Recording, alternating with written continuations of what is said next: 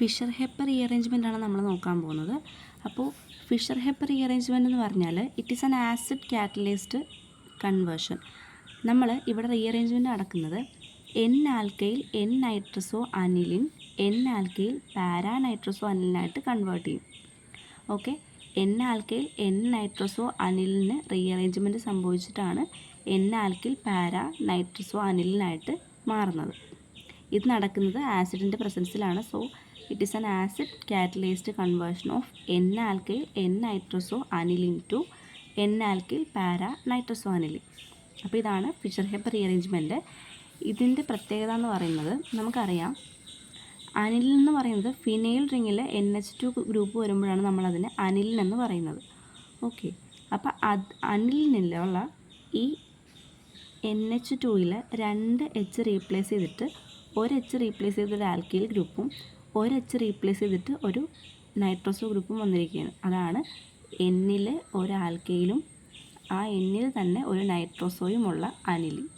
Okay, aniline എന്ന് പറഞ്ഞാൽ phenyl റിങ്ങിൽ NH2 വരുന്ന ഗ്രൂപ്പാണ് അനിലിൻ എന്ന് പറയുന്നത്. ആ അനിലിനിൽ 2 Hൽ ഒരെണ്ണം മാറ്റി ആൽക്കൈൽ ഗ്രൂപ്പും അടുത്ത H മാറ്റി നൈട്രോസോ ഗ്രൂപ്പും വരുമ്പോഴാണ് നമ്മളതിനെ N alkyl N nitroso aniline എന്ന് പറയുന്നത്. ഓക്കെ, ഇനി ഇത് ആസിഡിൻ്റെ പ്രസൻസിൽ നമ്മളതിനെ ട്രീറ്റ് ചെയ്യുമ്പോഴത്തേക്ക് നമുക്ക് കിട്ടുന്നത് എന്താണ്? N alkyl para nitroso aniline. അതായത് എന്നിൽ ആൽക്കൈലുണ്ട്. ഇനി നൈട്രോസോ എവിടെ വന്നേക്കുന്നത്?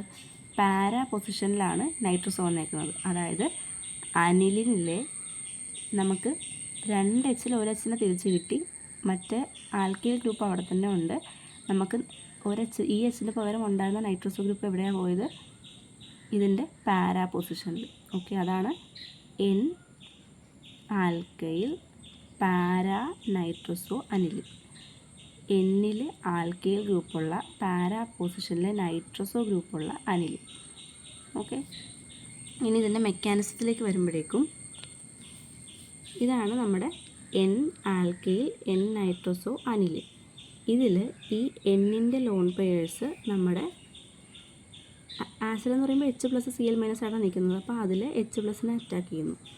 അപ്പോഴത്തേക്കും നമ്മുടെ ഈ എന്നിന് പോസിറ്റീവ് ചാർജ് വരും, H ഇവിടെ വന്ന് അറ്റാച്ച് ചെയ്യുകയും ചെയ്യും. ഓക്കെ, അപ്പോൾ ഇതെന്ന് പറയുമ്പോൾ നൈട്രോണിയം അയോണാണ്. അപ്പോൾ ഈ നൈട്രോണിയം അയോണ് അൺസ്റ്റേബിളാണ്. സോ ഇതിനെ സ്റ്റേബിൾ ആക്കാൻ വേണ്ടിയിട്ട് നമ്മുടെ ഈ ബോണ്ട് നൈട്രജനിലേക്ക് ഷിഫ്റ്റ് ചെയ്യുന്നു. അപ്പോൾ ഈ പോസിറ്റീവ് ചാർജ് പോവും. പിന്നെ ഇവിടെ എന്തൊക്കെയുണ്ട്? ആൽക്കൈലുണ്ട്, ഒരു ഹൈഡ്രജനുണ്ട്. പിന്നെ എന്താ NO ഗ്രൂപ്പ് ഇവിടുന്ന് നമ്മൾ ഈ ബോണ്ട് ഇങ്ങോട്ട് ഷിഫ്റ്റ് ചെയ്തപ്പോൾ പിന്നെ ഇവിടുന്ന് ഈ NO+ ആയിട്ട് ലീവ് ചെയ്തു. ഓക്കെ, ഇവിടുന്ന് NO+ ലീവ് ചെയ്തതും ഇവിടെ നമുക്കൊരു Cl- ലീവ് ചെയ്തിട്ടുണ്ടായിരുന്നു.